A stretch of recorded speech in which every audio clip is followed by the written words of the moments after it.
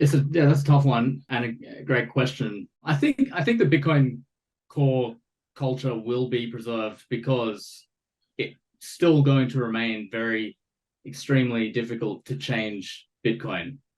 And the culture of Bitcoin and Bitcoiners has grown up around that if you want to change Bitcoin, go ahead. Just fork it, see what happens.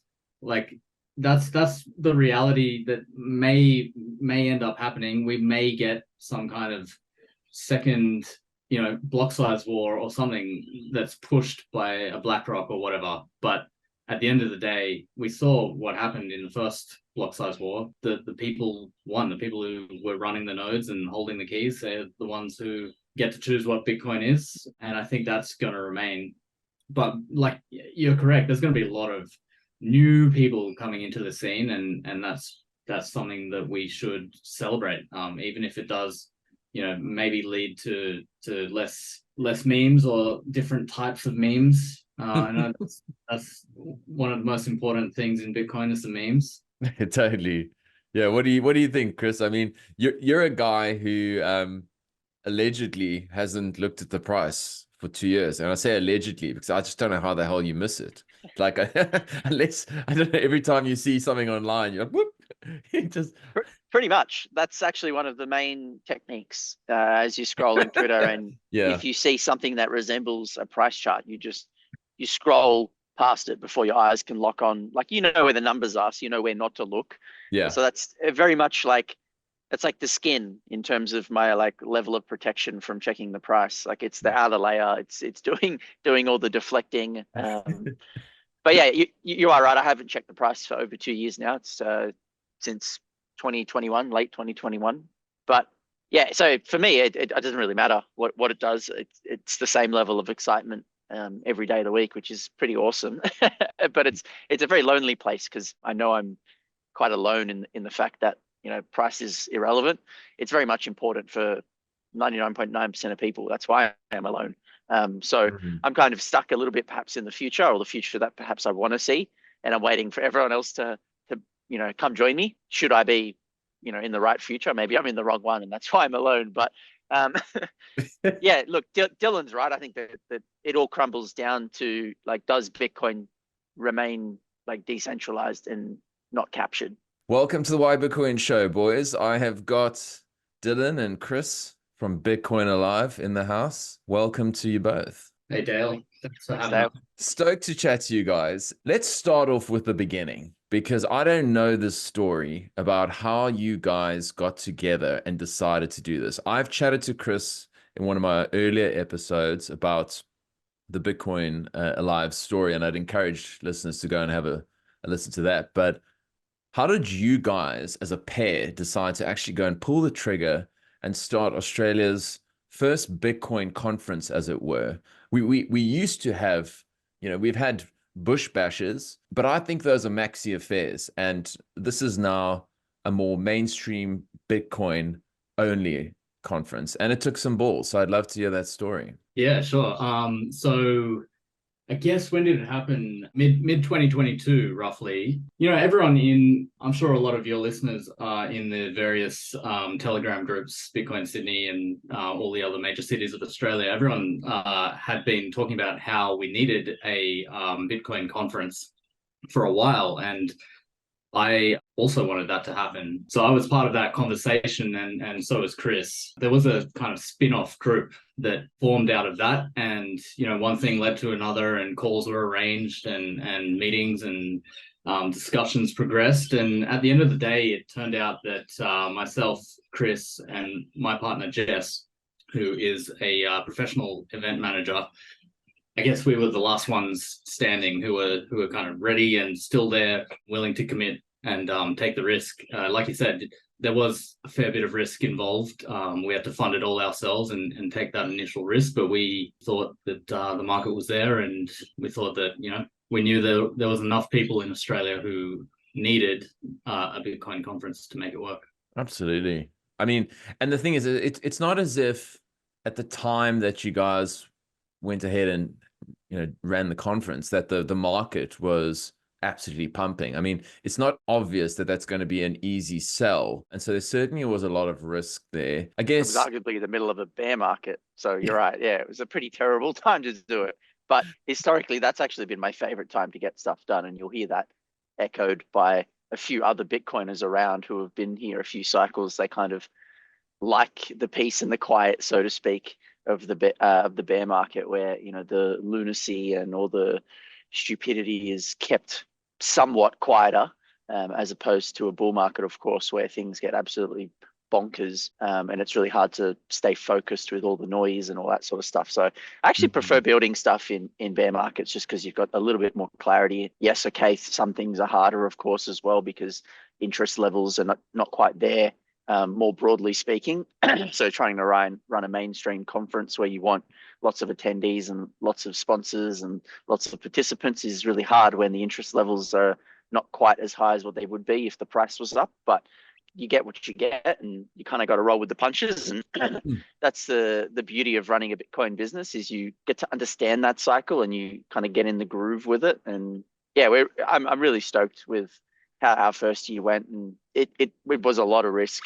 I can still vividly remember the first time Dylan and I and a couple of others, I think there was like 5 of us on a phone call, the 5 that kind of got to the end of the Telegram group conversations and thought, okay, maybe now it's time to step it up to a phone call. So we all got on a video call. I was actually on holidays in Queensland, in your hometown, or home state, I should say, Dale. And yeah, I can still vividly remember that phone call where actually Dylan and Jess presented like a little bit of a pitch, which was totally unexpected. I didn't think that we would have gotten that far, but they had like a little presentation made where they chose a venue, which turned out to be the venue that we actually run Bitcoin Alive at. Awesome. So it's a little bit nostalgic just thinking back on it, even though it's only like 18 months ago, Feels what like we managed to do. It feels like a lot longer. Yeah, the amount of work and effort that went into year 1 was crazy, just because we didn't have so much time for it. Like we only really had 4 months from wow. sort of deciding, okay, yep, the 3 of us are doing this, to actually delivering the event, which is, absolute suicide. But thankfully we didn't, sort of, we came out the other end, which is good. But now with year 2, we obviously have a lot longer, which is nice. And we've put in a lot of the foundation work on the brand, on the conference.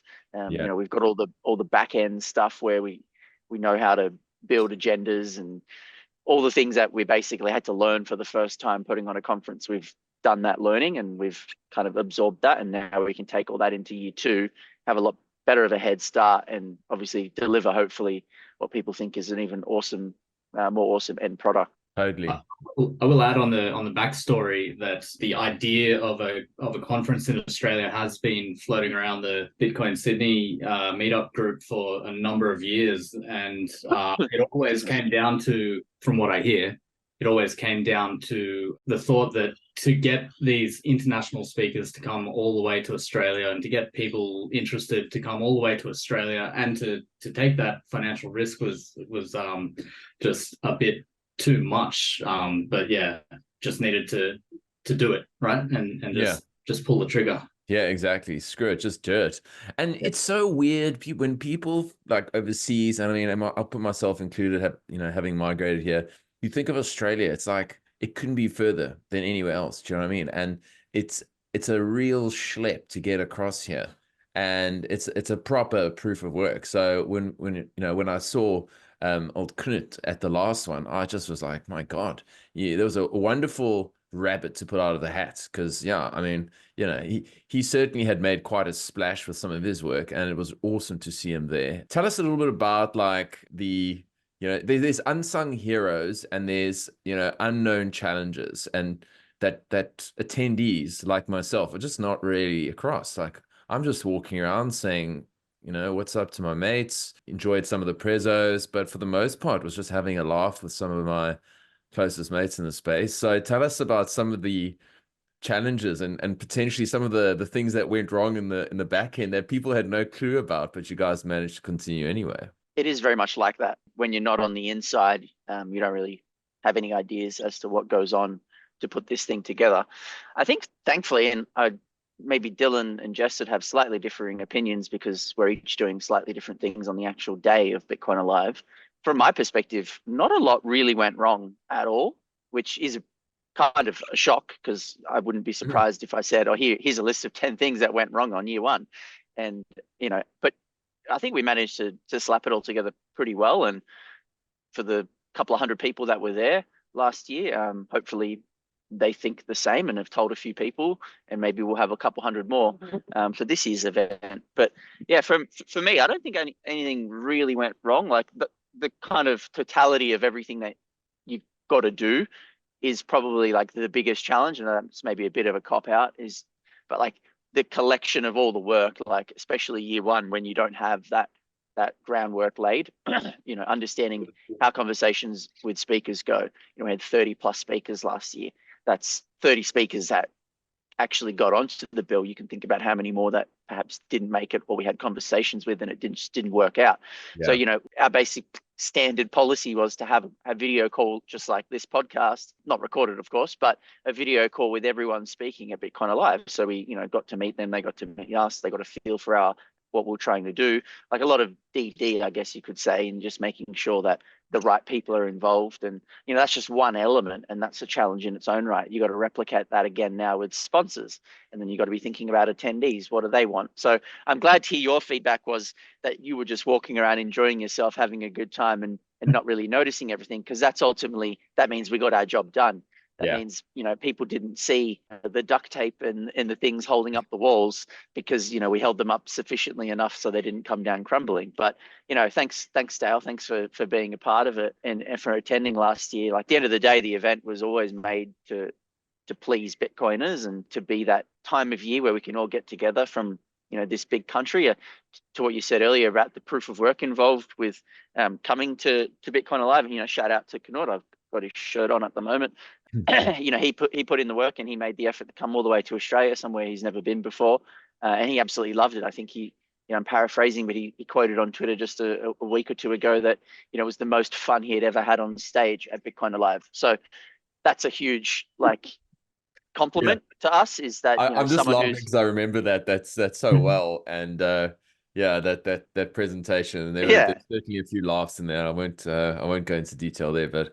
Well, look, if you want to catch up on it, it's on our YouTube. So head over to our YouTube channel and check out the Bitcoin is Alive panel, which was hosted by myself and with a couple of fantastic minds, including Knut, and it got a bit silly. But again, that's what we want to do. We want to create like experiences and moments for people that necessarily can't be replicated, by listening to a podcast or by watching a seminar or just doing some random YouTubing or whatever it is. Like, Bitcoin Alive is special in the sense that it connects us physically, but then, brings together all those great minds in that one room. And we just think that, put everything together in one mixing bowl and you're going to get yourself a pretty good cake at the end of it. And, that's what we got. That's what we got with 2023. And we're hoping we can add some more flour and more yeast, and this cake can grow even bigger for 2024. Because, we got some really exciting things planned. Some things we can't say, unfortunately, yet, but we are getting close to being able to say it, which is really exciting.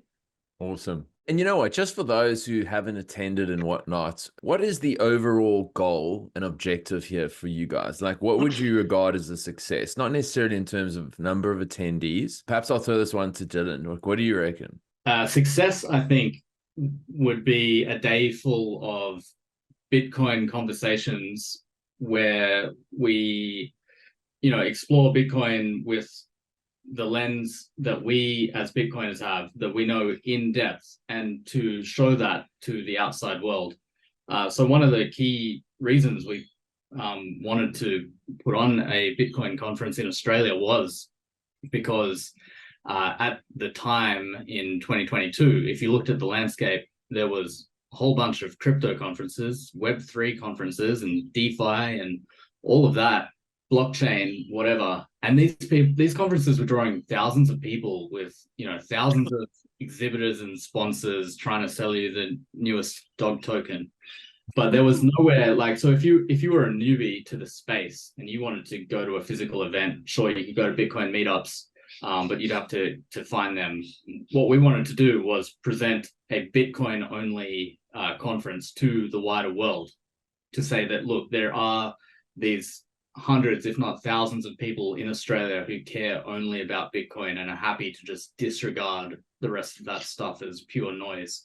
So you should come and join us and hear from us why we think Bitcoin is the signal. So I think that would be success.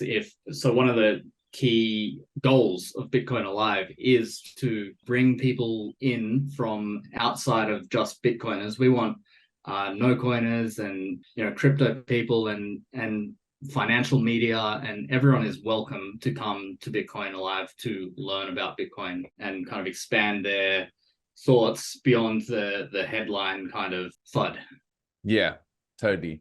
And I think, inevitably what you'll find in the early days of a conference as it evolves, like in the early days, you'll see, okay, it's like 70% Bitcoiners, 30% like, I guess Joe or Jane, or whatever the case would be. And then, as the years progress, that dynamic shifts quite dramatically.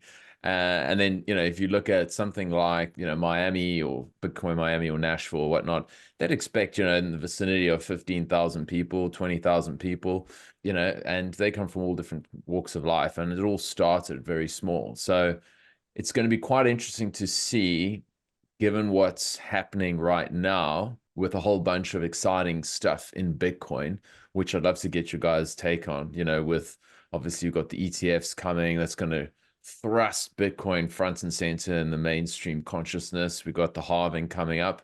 And just remind me of the date of the conference. Saturday, 23rd of March. Yeah. All right. So it's just before that halving, and it's quite likely that we're going to see some reasonable price appreciation between now and then, just given the dynamics of the ETF play that we think's at, that's on the go. So I suspect that you guys are going to get a lot more interest than I guess in the Sleepy Bear. And it's really good to see, man. I must say, like the feedback that myself and others gave Chris and the team, broadly speaking, was like, it was a real success. It was wonderful to see all the Bitcoiners just really embrace it and support it.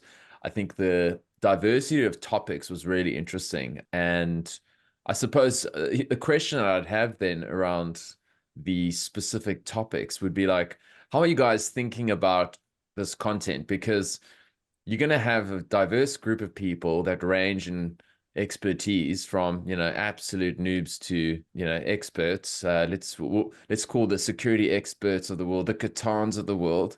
Who's not going to go there and learn anything. And then you've got like people just coming in fresh and, not even sure what private key is all about. So, how does one try and strike that balance with the mix? So what have you guys got in store for us this year?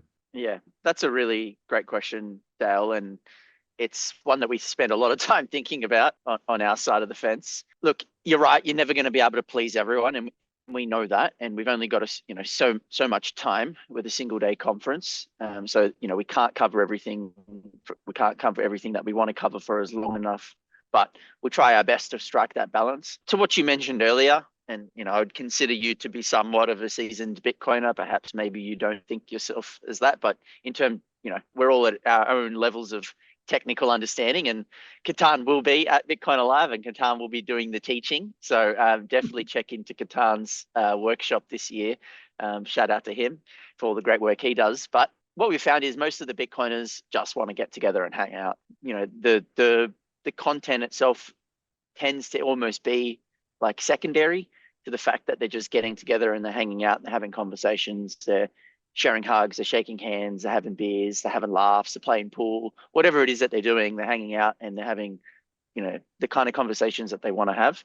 And they find their place, they dip into the conference when there's something that's super relevant for them. And then they meet up with some friends that they haven't seen for months, and there goes 45 minutes chatting and laughing. So, that's what most Bitcoiners who have been to conferences before, at least Bitcoin or other styled conferences, they just want to get together. So for everyone else who are, I guess maybe the newbies or come from a different angle, like Dylan was explaining before, some financial media or something like that, like obviously they're coming to perhaps meet some people and make some friends, hopefully. But I suspect the primary reason is they're coming for the content. So we need to make sure that we're gearing a lot of the content towards them to keep them engaged. So it is tricky. It's a tricky balance because we, of course, want to make sure that we're covering the topics that we want to cover, and, some level of selfishness, as organizers of the conference, we put together a lot of the stuff behind the scenes. So the responsibility does lie with us to try to please a lot of different crowds, and hopefully we get a decent balance across the board. We've got a little bit more room in terms of the content and the program for this year compared to last year. We've expanded to a third stage. So there's going to be a workshop stage, which is going to be a little bit more informal and a bit more hands-on. So, you know, like I just said earlier, Katan will be running a workshop. So he'll be in there for a lot longer of a time frame than what a normal session would be on another stage. And he'll be, you know, breaking down whatever his workshop topic is in a bit more of an intimate kind of arena. So there will be more opportunities for different styled experiences for Bitcoin Alive. That too, on that token of experiences, like not just the content, we want to make it fun, and we want to make the crowd have memories that perhaps they wouldn't have elsewhere. And so there's perhaps a whole lot we can't say at the moment, but I can beat around the bush a little bit. But, you know, we'll have some live performances that are different of nature. So perhaps Ricky musical... Martin is going to appear or something? Ricky Martin, is that what you said? The South African Ricky Martin might appear. Oh, sorry. Yeah, the South African Ricky Martin. Yeah, he'll be on stage. Living a Viva Bitcoin or something. There we go. Oh. But yeah, like we want to be able to, you know, offer people value for their money, and you know, have experiences that perhaps they wouldn't be able to get online or in local meetups or stuff like that. So trying to fit all that into the program as well, that's already stretched. You know, one of the big feedback we got from last year was everyone was like, the content was great, the speakers were fantastic, but we would have just liked them to go for a bit longer. Yeah, like we had 2-minute changeover times on the main stage last year, which was absolutely nuts. Like even our show call of the morning of the event told us we're absolutely mad to have only 2 minutes between. And I was like, look, girl, we've only got an hour till we open these doors. That we can't change anything now. We're running with 2 minutes. Hold on, because you know, we're in for a ride. And everything was absolutely smooth. Like no one went over. We didn't have to cut things short, go overtime here or any of that, which is very, very common for conferences. Like pretty much every conference I've gone to, you go to a session, you're like, why is the session before still going? It should have been over by now. And like, obviously things are running late. So, you know, again, these are the challenges that we had to come up against, but somehow we managed to like kick all those goals really well. But yeah, I think I've babbled on for enough now. Perhaps Dylan might have some thoughts to fill in some gaps. Yeah, I'll just add to that. Shout out to Jess. I think that's one of the main reasons why we were able to pull that off. 100%. She's a professional event manager. This is her full-time job she's been doing for 15 years. So without her, we'd be totally lost.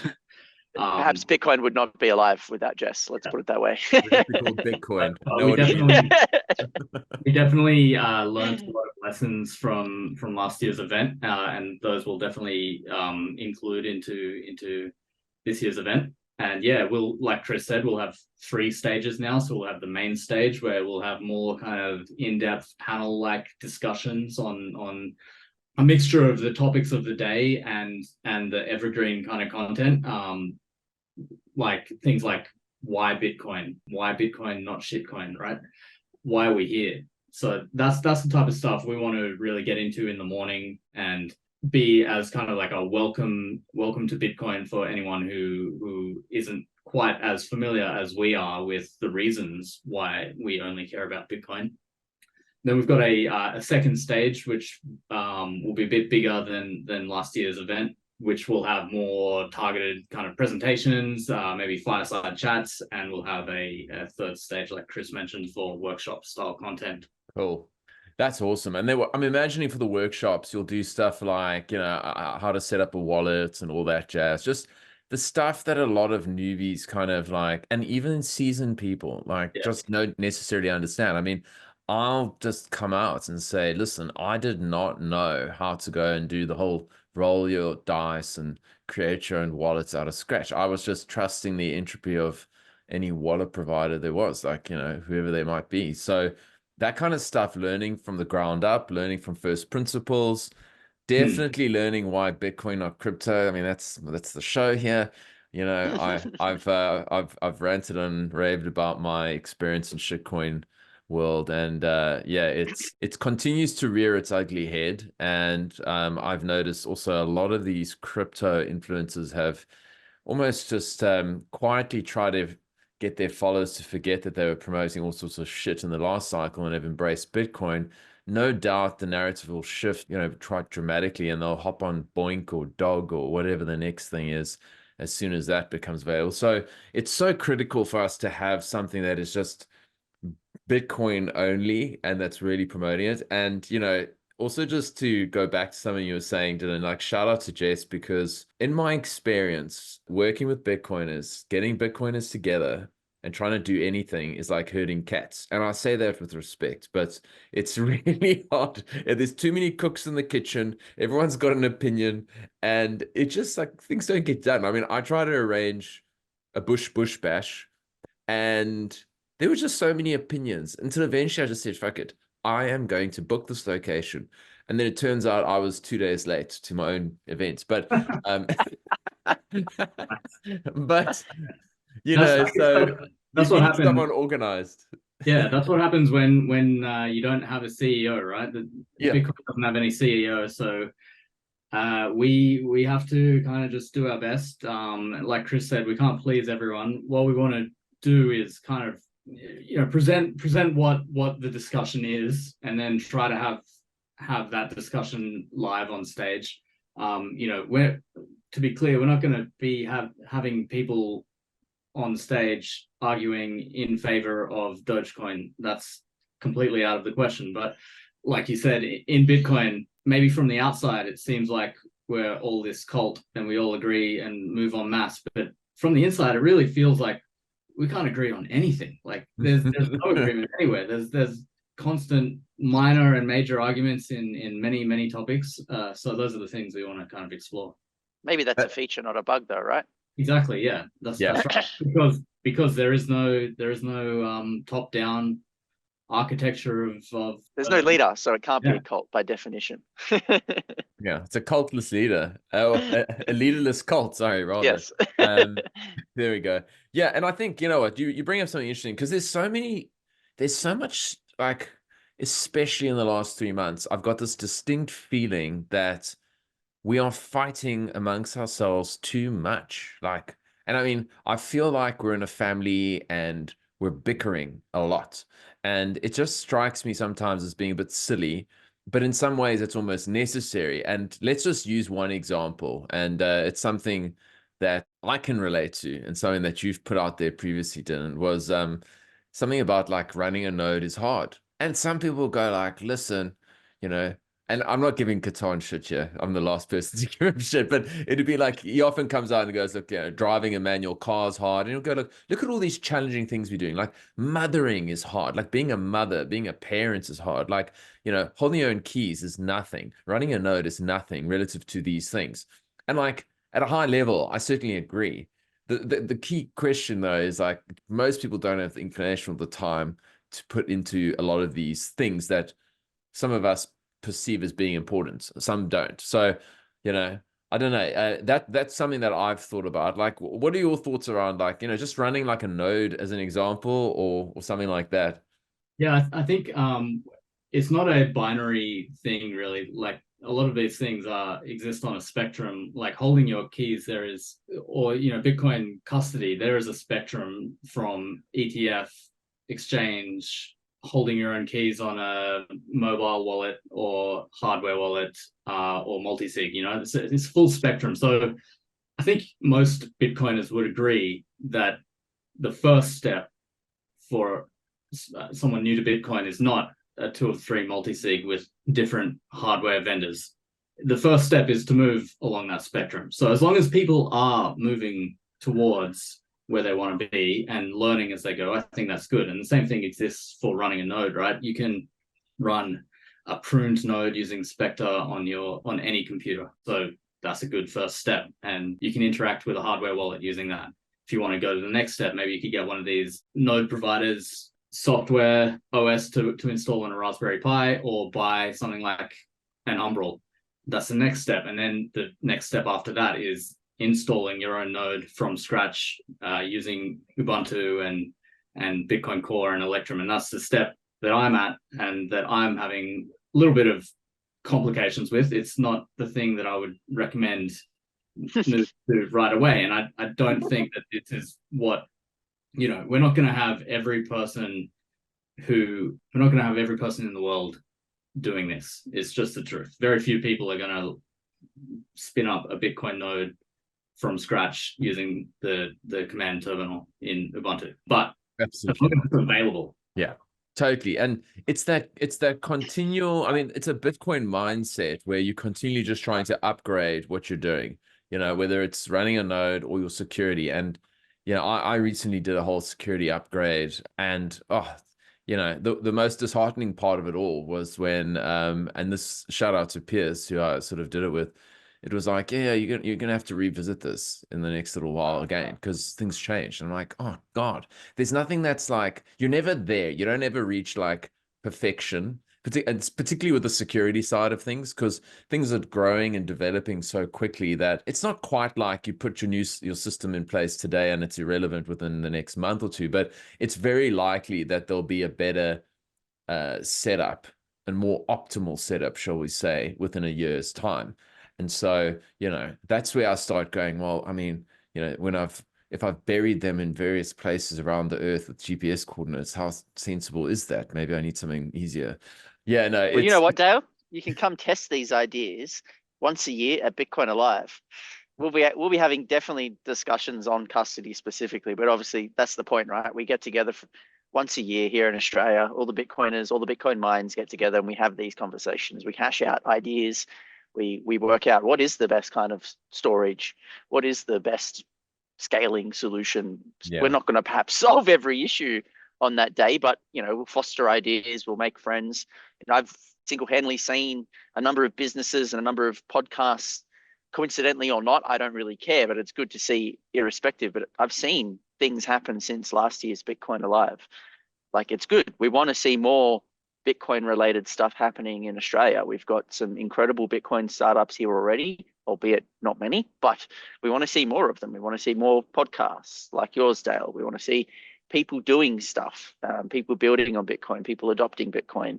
It's fantastic. We're just connecting the dots once a year. The real heroes are all the people out there building the stuff and using Bitcoin and saving in Bitcoin and choosing Bitcoin. So yeah, it's awesome that we get to do this once a year. I wanted to see it happen. If it wasn't Dylan and I and Jess doing it, someone else would have taken the baton and ran with it and figured it out eventually. I guess we got impatient, so we did it. Totally. No, I love that, man. And you know what? Like, honestly, there were some of the topics last year, I think for some people were, paradigm shifting. Some of them I'd heard already because I had gone to a Bush Bash. But like, for example, the idea of a self-managed super, like that planted something in my brain that was like, okay, let's dig a bit deeper here, boy. And I've made the transition, so to speak.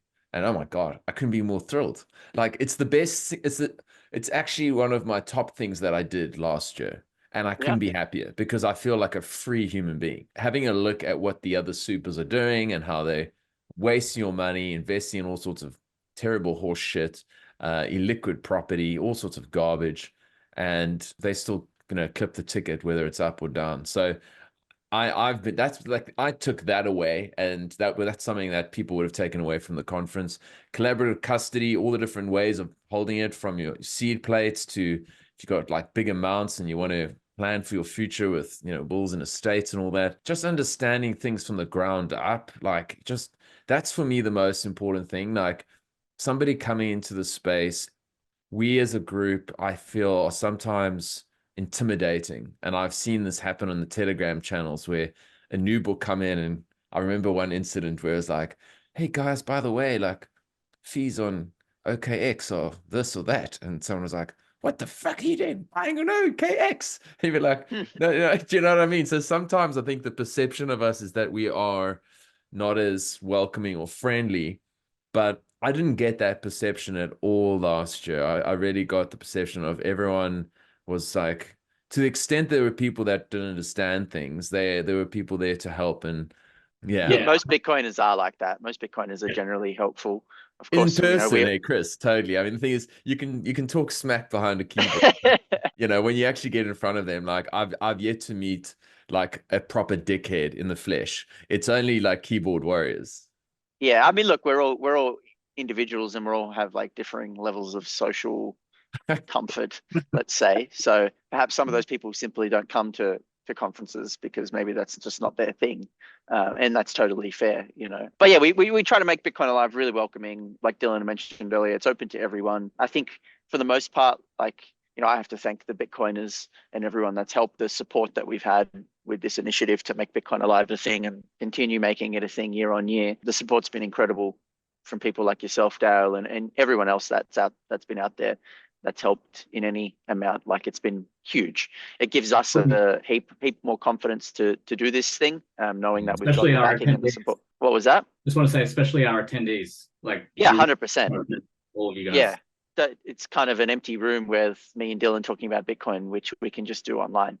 So it's really important that, like, all of the stakeholders across the board are, you know, well looked after. That's what this event is built for. This event isn't necessarily built to make us into millionaires.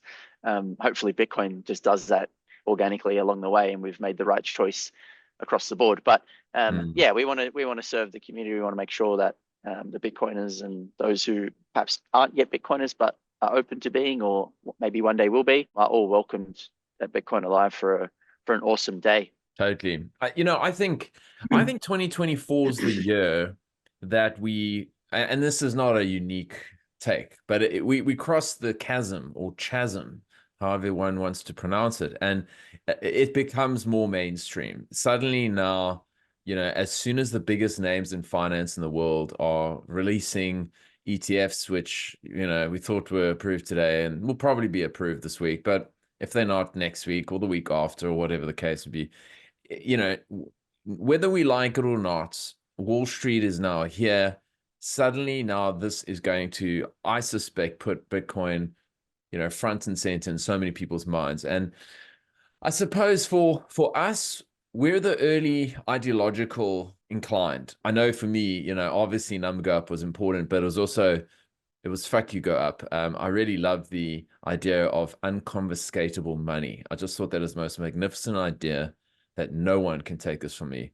And because here's the interesting thing. So chatted to my dad last night, and we're talking all about, you know, what's happening in South Africa and all this sort of thing and capital controls. And I keep just thinking to myself, if I'm just a rogue and I just want to leave South Africa and I don't want to deal with any of the stuff like, you know, estate duty and all these kind of things. I wanted to say to my dad, but he's not the kind who would appreciate this. I want to say, tax these nuts, because you're not going to touch my Bitcoin, because I could just take it. I could just take, you know, whether you got $1 billion or $1 million or $10,000, you can literally just ship it across. And so it matters so much to us. That's the point of the discussion here for me, really. It matters so much to us as an ideological group, but I suspect the new crowd and the new wave, and I think we'll see some of those attendees at this year's conference, are going to be less, they're going to just be interested for number go up. They're going to be normie folks. They're going to trust mainstream media to an extent. They needed to see that the water wasn't so cold, you know, in the sense that it's like, oh, okay, these multi-trillion-dollar asset managers are now saying it's okay. The US regulators said it's okay.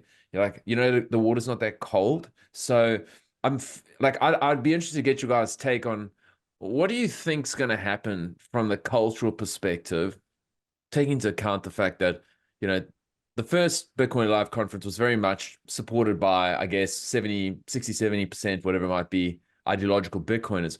What do we think is going to happen in the future with Bitcoin from a cultural perspective, independent of the conference, post Wall Streetization, if we like? That's a tough one and a great question. I think the Bitcoin core culture will be preserved because it's still going to remain very extremely difficult to change Bitcoin. And the culture of Bitcoin and Bitcoiners has grown up around that if you want to change Bitcoin, go ahead, just fork it, see what happens. Like, that's the reality that may end up happening. We may get some kind of second, you know, block size war or something that's pushed by a BlackRock or whatever. But at the end of the day, we saw what happened in the first block size war. The people won. The people who were running the nodes and holding the keys, they're the ones who get to choose what Bitcoin is. And I think that's going to remain. But like, you're correct, there's going to be a lot of new people coming into the scene, and that's that's something that we should celebrate, even if it does, maybe lead to less memes or different types of memes. I know that's one of the most important things in Bitcoin is the memes. Totally. Yeah. What do you think, Chris? I mean, you're a guy who allegedly hasn't looked at the price for 2 years, and I say allegedly because I just don't know how the hell you miss it. Like, unless I don't know, every time you see something online, you're like, whoop, it just Pretty much. That's actually one of the main techniques as you're scrolling Twitter, and yeah, if you see something that resembles a price chart, you scroll past it before your eyes can lock on. Like, where the numbers are, so you know where not to look. yeah, So that's very much like, it's like the skin in terms of my like level of protection from checking the price. Like, it's the outer layer. It's doing all the deflecting. But yeah, you are right. I haven't checked the price for over 2 years now. It's since 2021, late 2021. But yeah, so for me, it doesn't really matter what it does. It's the same level of excitement every day of the week, which is pretty awesome. But it's a very lonely place because I know I'm quite alone in the fact that price is irrelevant. It's very much important for 99.9% of people. That's why I am alone. So I'm kind of stuck a little bit perhaps in the future, or the future that perhaps I want to see, and I'm waiting for everyone else to come join me. Should I be in the right future? Maybe I'm in the wrong one, and that's why I'm alone. But yeah, look, Dylan's right. I think that it all crumbles down to, like, does Bitcoin remain like decentralized and not captured? If it can do that, then it's probably going to always have some level of its core cultural identity. But you would assume as it becomes more popular that it will get watered down as well by more people who are less philosophical, and perhaps cypherpunk principles aren't as important to them as the earlier crowd, the early adopters, like the hardcore Bitcoiners. So yeah, it'll be very interesting to see. And I'm just one node runner, so I'll only have one vote. But yeah, I'm pretty confident that it's going to remain pretty damn decentralized. We'll see though. Like, I kind of use the comparison of the internet as an interesting case study as to how Bitcoin might go through its journey. Yeah. And so the internet is largely decentralized, but has been captured to a significant extent as well. So I'm not an expert in any of this history because I'm just a 90s kid, so I grew up with the internet, but I didn't quite not a computer scientist. I actually failed that and just became an entrepreneur instead. But yeah, it'll be interesting to see how it all pans out. That's, I guess, the beauty of Bitcoin Alive is every year we get to have these discussions that are relevant and try to figure these answers out as a collective, right? 100%. I think it is also interesting to see the kind of narrative is definitely starting to change on multiple fronts in the mainstream media. A lot of the articles these days begrudgingly admit that Bitcoin is here to stay and that it can't be killed, and that maybe it is a good thing that we have this digital store of value for people in oppressive regimes, and these are things that Bitcoiners are like, yeah, of course, we get it. But maybe that type of stuff, those ideas might start to seep into the everyday person's mind. And on the other front, we have the kind of environmental FUD is being, as soon as it comes out these days, it's immediately shot down by very well researched articles and rebuttals by the likes of Daniel Batten, for example. I don't think that these, Bitcoin uses so much energy, Bitcoin uses so much water, which is ridiculous. That was a good one. Those arguments aren't like landing anymore. I don't think anyone, they're starting to lose believability because they're just not true, right? So I think that also is a very important and interesting shift in the kind of psychological narrative of Bitcoin, which is going to be very interesting when these ETFs get approved, whenever that is, and if that does spike the price and lead a lot more people to be interested in it and put it in their portfolios as part of one of their basket of ETFs. I think there's a lot of support for that. And on the volatility side as well, I think the higher the price goes, that's going to probably lead to less volatility. So the people who have been for all this time concerned about the volatility, they may become less concerned, and they might just be okay with, you know, the odd 50% drawdown instead of the odd 80%. So totally, yeah, that's exactly how it will work. I mean, it'd just be like, yeah, it's not volatile anymore, bro, but you're just not going to get as much Bitcoin. That's all for your fiat, you know? Because I suppose the way I kind of tend to look at it, and that's why for me, price does matter in the bigger picture, because the way I'm thinking about it is, okay, there's a total addressable market, and let's say the total addressable market of the entire investment universe is 900 trillion. How much can Bitcoin swallow from those different asset classes? And for those of us who are in earlier, we are going to see the biggest gains in purchasing power. And for those that adopt later, obviously much less. But I think, you know, as I was explaining to someone yesterday, actually, when I think of Bitcoin's potential, it's the equivalent of Google, Amazon, Facebook, Netflix, Microsoft, Nvidia combined and more. That's how big their total addressable market is, without the execution risk of a market or a company. Like, things can go wrong with a company. Like Apple was hell for years. This is code. This has to do something really simple. It's like, there's 21 million. We know what the supply is, and those are the rules. I mean, it's like, it's really quite simple, and it's enforced by thousands of people around the world. Only recently discovered mempool.space when those ortards were mucking around with all sorts of things and just in trying to transfer money off the exchange, it was like, or Bitcoin off the exchange, was hell. And then, started looking at the number of nodes, and it's quite remarkable. Do you guys have any idea of how many nodes there might be, just out of interest? Because something like 17 or 18,000 I saw there was like the publicly known ones or something like that. I think a lot of people, it's very difficult to know the answer to this, because a lot, and possibly most people, run their nodes over Tor, so they're not publicly reachable.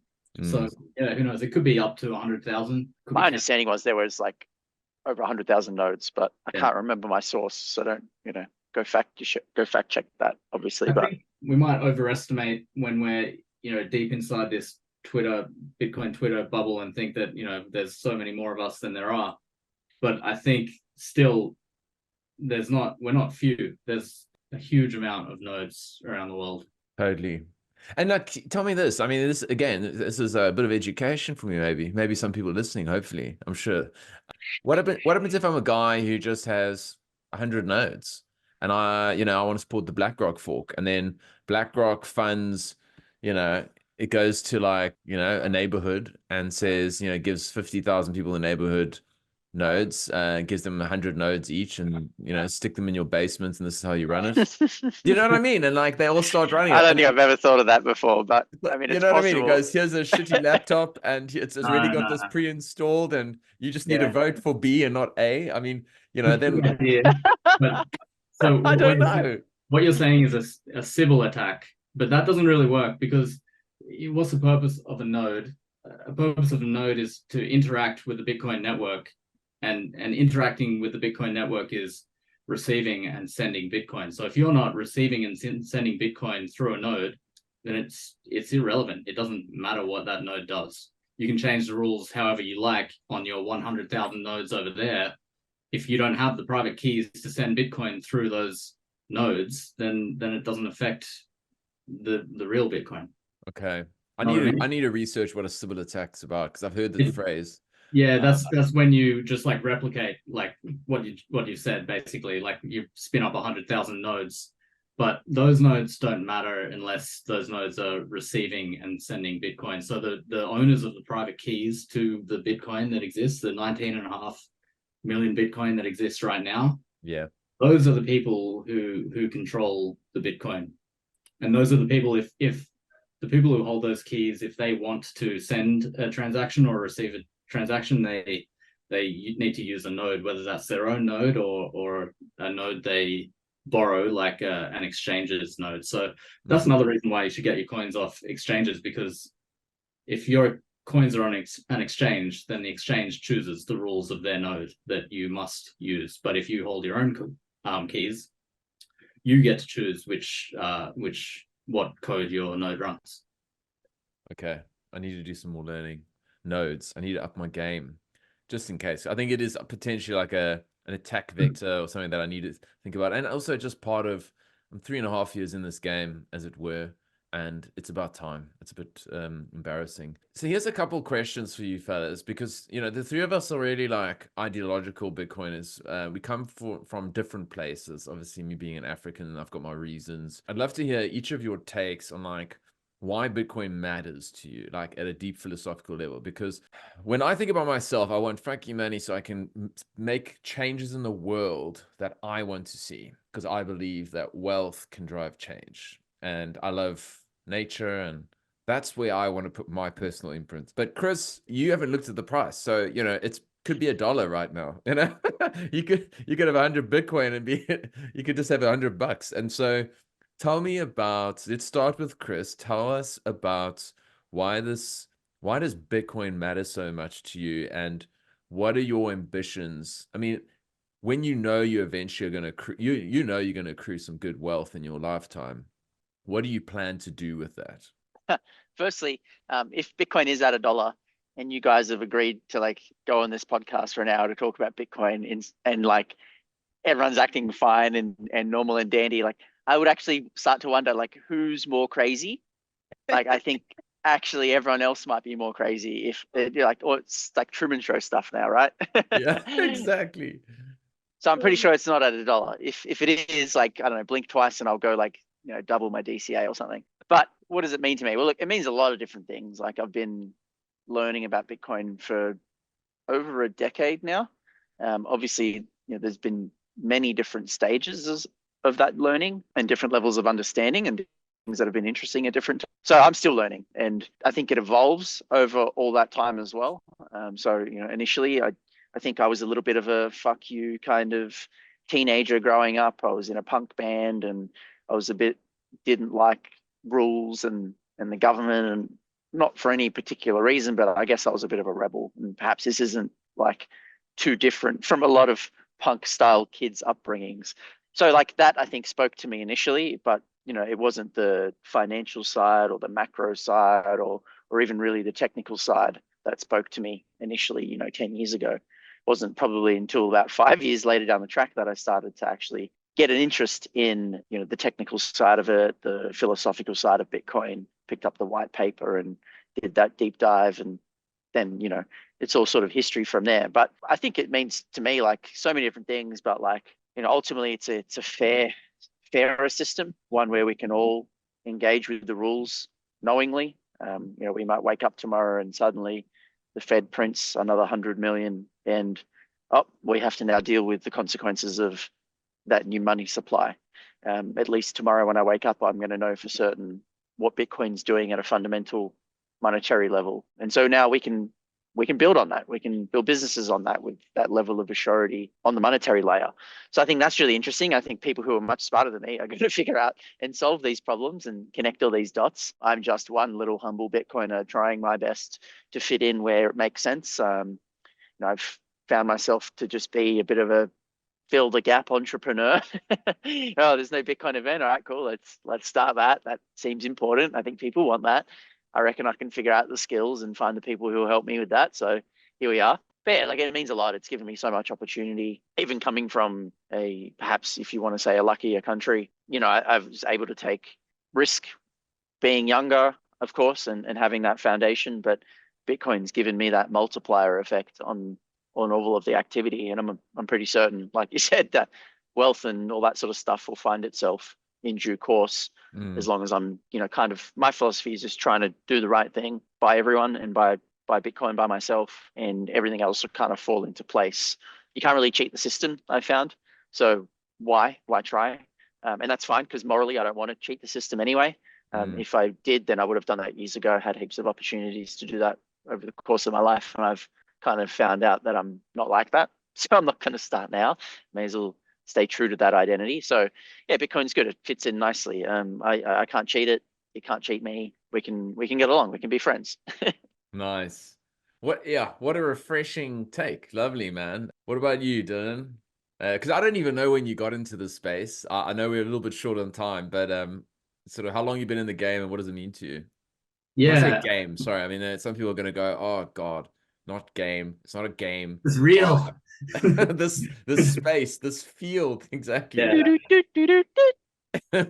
So I graduated uni in 2010, right after the GFC when Bitcoin was born. And then I studied engineering at uni, but moved into finance. So I kind of worked for about a decade now in various parts of financial markets. I got into Bitcoin originally because one of my friends that I've known for a very long time, I won't drop names, but he was very, very into Bitcoin, and he still is extremely into Bitcoin. And you probably have heard of him. I think I know who you're talking about. Yeah. So he was like, yeah, you should buy some Bitcoin. And I was also into at that time things like learning a little bit about Austrian economics and libertarianism and things like this. But yeah, so I did buy Bitcoin back in 2013. I just didn't really learn enough about it at that time. I ended up selling it 2016 when I was in Europe, and I was backpacking and I ran out of money and I needed to buy more beer. So, you win some, you lose some, I guess. And then back in 2020, like many of us, I guess, I went fully down the rabbit hole, as they say.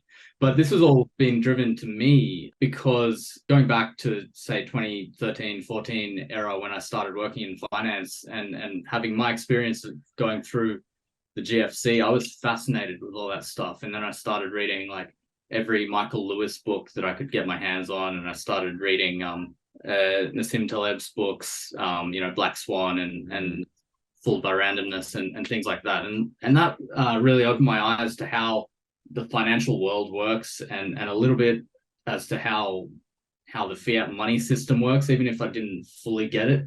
But one thing I did get was that the people who owned assets benefited from money printing, and over time, people who owned assets would just get richer and richer and richer. And if you didn't own any assets, you would get poorer and poorer and poorer. And this has been evident since the GFC. Really, it's been the key characteristic of the financial system, right? I kind of back then I kind of lumped Bitcoin into just the bucket of assets and didn't really understand the difference between Bitcoin and all the other assets that you could put your money in. So that's why I bought Bitcoin alongside gold, for example. I thought they were roughly the same. Not that Bitcoin was, exponentially better. So I guess what Bitcoin really means to me is probably the easiest way and the best way for people to escape even just a little bit from this fiat system where people who own the assets get richer and richer. Like the rich get richer and the poor get poorer. Income inequality, that's the way it's going, the way it has been going, the way it will continue to go. That's a fundamental characteristic of the fiat system. And a lot of people ascribe that incorrectly to capitalism. It's not capitalism that does that. It's like crony capitalism, and it's the way that money is created through the issuing of debt that gives benefits to the people who get that debt and get to use that debt first. So to me, it's very much of a economic, or it started as an economic thing first. Bitcoin is a way for anyone, anywhere on the planet, to kind of escape that without having to expose themselves to the management risk of a company, or to, if you want to buy a house or an apartment, you need to actually have a lot of money first. If you want to buy gold, you need to figure out what to do with that, where to put it. You can only buy like, a tiny amount, costs like $1,000. But Bitcoin, you can buy a small amount if you want. Anyone can do it just on the internet. So yeah, I guess that's kind of where I've come to Bitcoin from, and I've really kind of opened my eyes since then to basically, since 2020, learn absolutely everything I possibly can about Bitcoin. And since then, I kind of worked roughly in the infrastructure market and energy markets. I've been obsessed for 4 years now with Bitcoin mining and how that plays out in the how that interacts with energy grids, and that's probably the most fascinating thing about Bitcoin to me. Awesome. And yeah, I couldn't agree more. The more you go down the rabbit hole, the more you uncover. It's just this thing that continues to give, and there's so much to learn, and you never feel like you are at the end. Chris, you've been in there since 2013. You say, I'm still learning. I've been involved since, I guess, early 2020. That's when everything dawned on me, kind of like you, I guess. The second round didn't. And yeah, I suppose in sort of summarizing what you're both talking about, it's just it's a fair system, and it's a way for people to opt out and preserve their purchasing power, their stored energy, because inflation is theft. And by printing more money, prices go up, asset prices go up, and as a result, they become more and more out of reach of ordinary people. And I've been saying to my quote unquote progressive friend, you should be all over this like a rash, because you don't understand how powerful this is. Like, if you want to empower people, like, teach them about Bitcoin, because once they understand it, it'd be like, if you've got positive cash flow and you can, keep a little portion aside and get that into Bitcoin and hold it for long periods of time, you'll be richly rewarded. Otherwise, it's difficult to have hope in many respects. Boys, I've really appreciated this chat. I'm super looking forward to Bitcoin Alive. The first conference, I wasn't as familiar with all the people in Australia. Now that I've sort of further entrenched and put my tentacles into the space and started a pod and all that, I've got even more friends than I did last year. And it's like, oh, I can't wait. Absolutely pumped. Actually hoping we can put together some sort of like group Airbnb and have some sort of reckless party afterwards. So I yeah, think that's that what happened. I think that happened last year.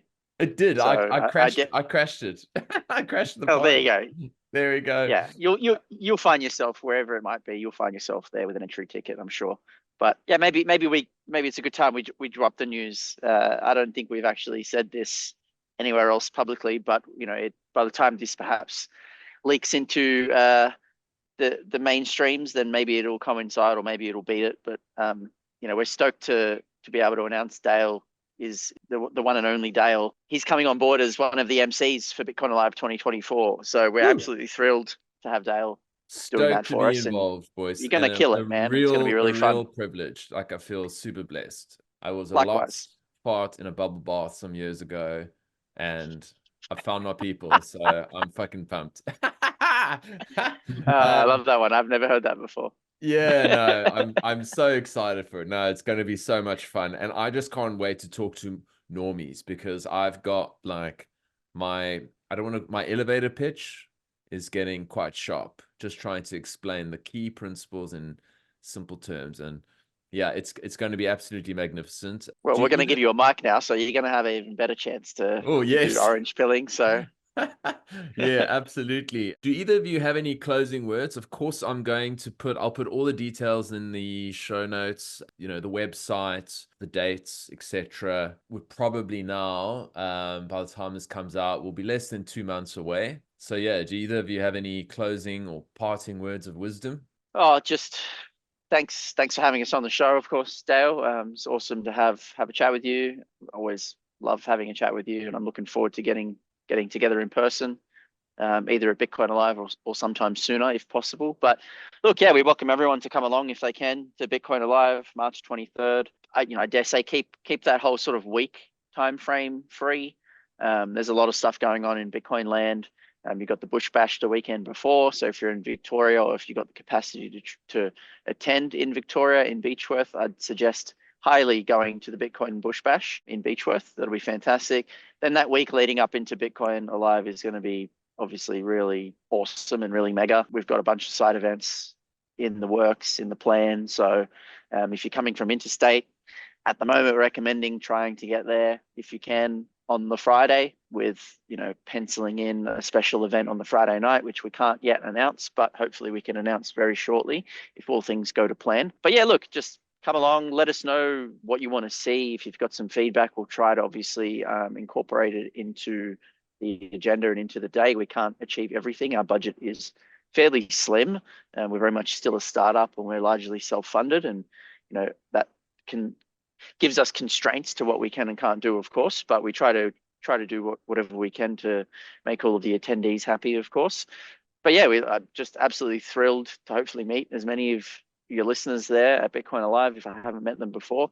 It's going to be an absolute banger of a day. Like, I'm so excited. Everyone that was there last year knows how cool and how fun it was. You know, we're not resting on that. We want to increase our offering. So, you know, we got some pretty fun things planned. Awesome. Bill, any wise words? Do you want to add anything there? Tickets are on sale now. Tickets on sale Don't now. forget, Yes, All right. of course. Bundle tickets as well. If you want to buy 2, 3, 4, 5 tickets, you get discounts for the more tickets you buy. Round up your friends. Yeah. Yeah.